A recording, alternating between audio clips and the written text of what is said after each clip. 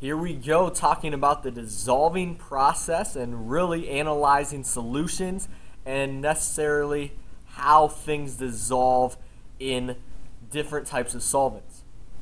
So here's a brief description of when you actually put sugar into maybe a cup of coffee or even a glass of water or lemonade at home, and you look here and really see that the water molecules are actually going to come in direct contact with these sugar molecules at the surface of the crystal. So at the surface of the crystal where they're coming in contact is where the water is going to basically break away to dissolve the atoms of the sugar crystal inside of the solution. Anything in the middle of that sugar crystal is not necessarily directly touched until the water gets down to that center. So we'll look at that in more detail throughout this short video, but some of the main points here that we are going to take a look at here is to analyze these three factors that affect the rate at which a solid solute dissolves. So what makes a solid dissolve faster inside of a liquid? You should be able to define these terms, saturated, unsaturated, and supersaturated, as well as identify a dilute and concentrated solution. We'll talk about why water is titled the universal solvent, dissolves everything. And we'll look at the effects of temperature and pressure on solubility, especially Henry's law in relation to that real-life bottling process, so how pop is bottled and why it fizzes so much when it's opened. So some of these factors that affect the rate at which a solution is going to dissolve, or a solid is going to dissolve into a solution, is really increasing the surface area. So a good example of that is something like taking the, what's going to dissolve faster, a sugar cube versus the sugar broke up into a ton of little pieces. And obviously, ta-da, that's the winner. Increasing the surface area, so many pieces is a larger surface area than just four sides. So the powdered sugar will dissolve faster necessarily than cubed sugar. Agitating, stirring, or shaking the solution. So again, we always put a spoon in to stir the solution. That's going to mix the particles up more and cause them to come in more contact, well, the water with the surface of the sugar, which again increases its dissolving, as well as heating the solvent. So if you increase the temperature, you increase the amount that you can dissolve. Think about it like a hot chocolate. You have your bag of hot chocolate. If you pour that into a hot cup of water, it dissolves pretty easily, especially when you stir it. If you were to try doing that with ice water, it probably would not dissolve that well. It would be real clumpy, and you wouldn't have a nice cup of hot chocolate. So we have this thing called the solution equilibrium here, and basically what that is the physical state when the process of dissolution or dissolving as well as the crystallization of the solute occur at equal rates. So basically the amount that you are dissolving as well as when the crystals re-solidify in the solution, that is solution equilibrium. Solubility, you need to know the definition of that. We've talked about it before, but again, the maximum amount that can be dissolved in a given amount of water, usually it's 100 milliliters. And just a quick chemistry joke here for you. Why was the sleep-deprived chemistry student staring at the orange juice? Because it said concentrate.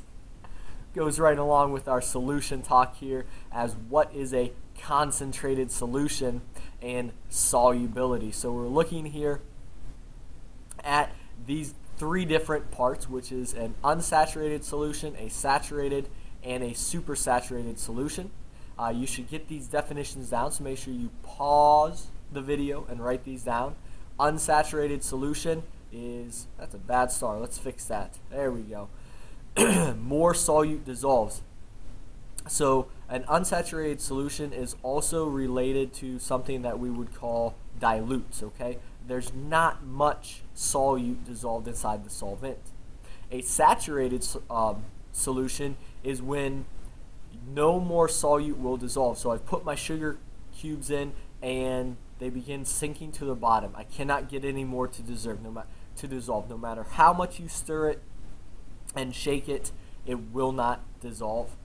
And then a supersaturated solution, and again, all of these are important, all three of these, it becomes unstable in crystals form. So a supersaturated solution is usually when you take a saturated solution and heat it, okay, a saturated solution, and then you have to heat it and then let it cool.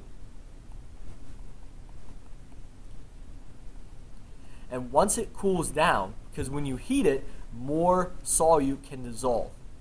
And then when it cools back down, at that point, then it's going to start to grow crystals out of the solution as the solid starts to reform crystals out of the solution. And again, we would call these two a concentrated solutions. So dilute is an unsaturated solution. The concentrated solutions are saturated and supersaturated. I actually want to take a moment and look at a quick video here that details the process of a supersaturated solution.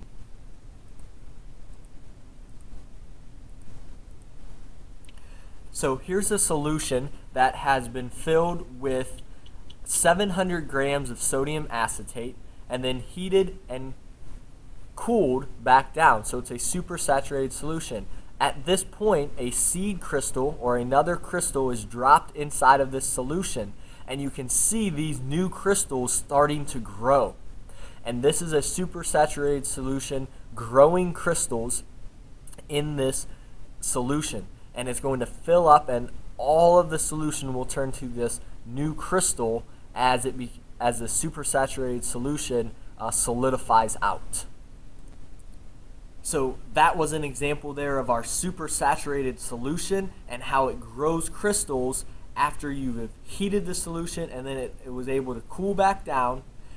Usually it needs to be agitated, or like in the video example, a seed crystal was dropped down in there, and that starts the crystal growth process.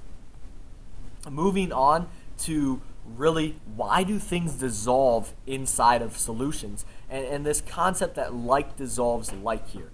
It's a rough but useful rule in deciding what compound will dissolve in what based on their bonding, polarity, and intermolecular forces. And we've talked about types of bonds, covalent or ionic, polarity as being a north pole, south pole, positive, negative, as well as intermolecular forces. So certain things that we know, like oil and water, just don't mix, right? They don't dissolve together. Well, they're not like substances. They have different types of bonding, different polarities, and they're not really attracted, to one another.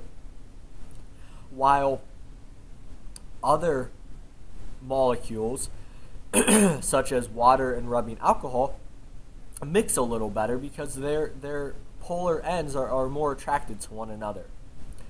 So this concept that water as a universal solvent, and why is water a universal solvent? We're going to take a quick look at a short video clip here that addresses that. So here is, how does salt dissolve inside of water? Here's our water molecule, and it's approaching our large salt crystal. See, the water is completely surrounding the salt crystal. This is looking at the polarity of the water molecule. The red indicates at a positive end. The blue is the oxygen, which is more electronegative, giving it a negative end. Same as denoted in the sodium and the chlorine ions. Note that the red is attracted to the blue part. Positive is attracted to the negative. That is polarity.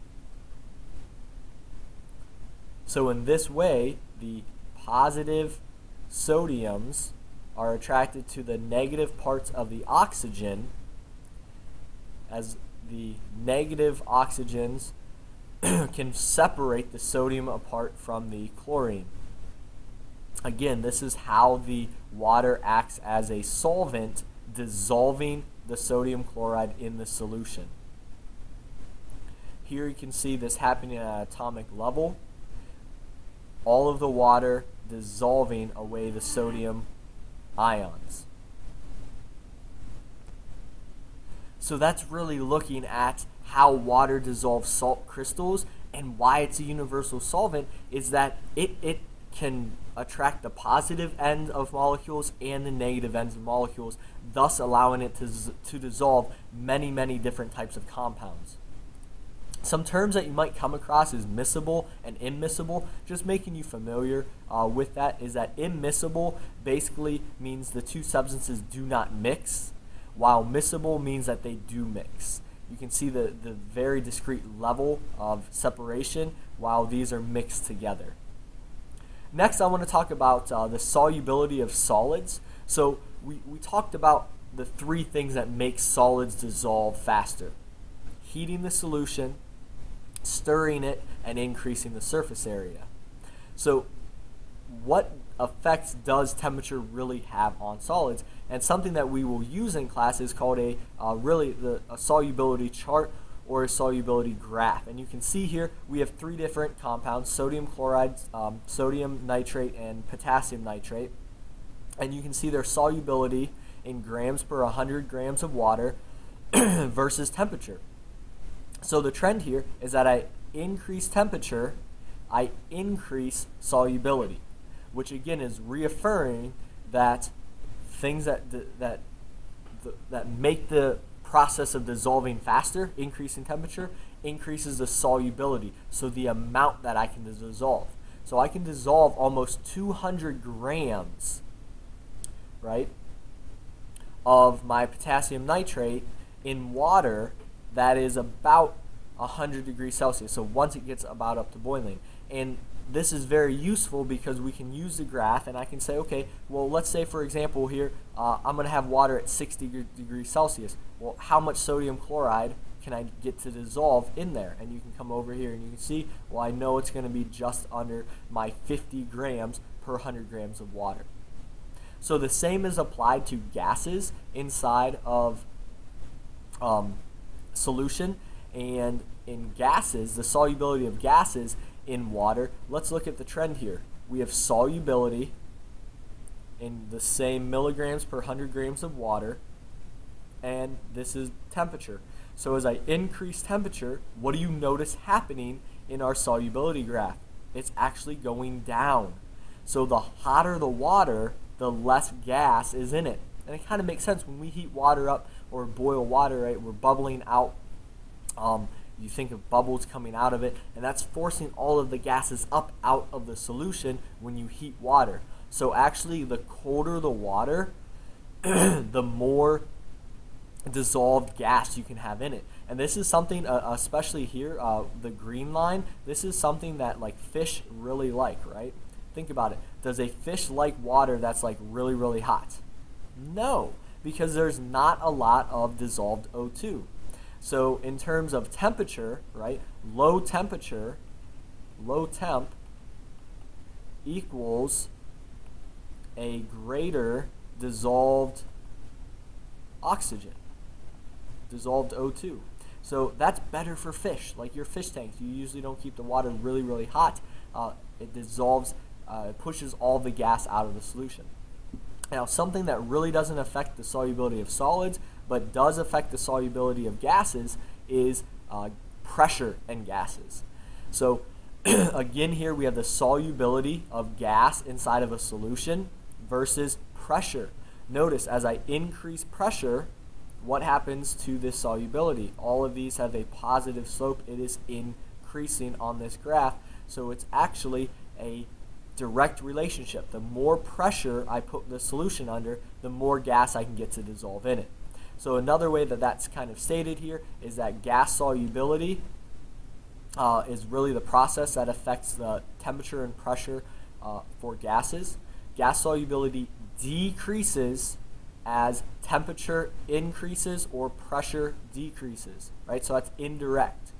Whereas gas solubility increases as temperature decreases or pressure increases, okay? And that's just restating the exact same thing here, but basically the decreased pressure means there's less solution.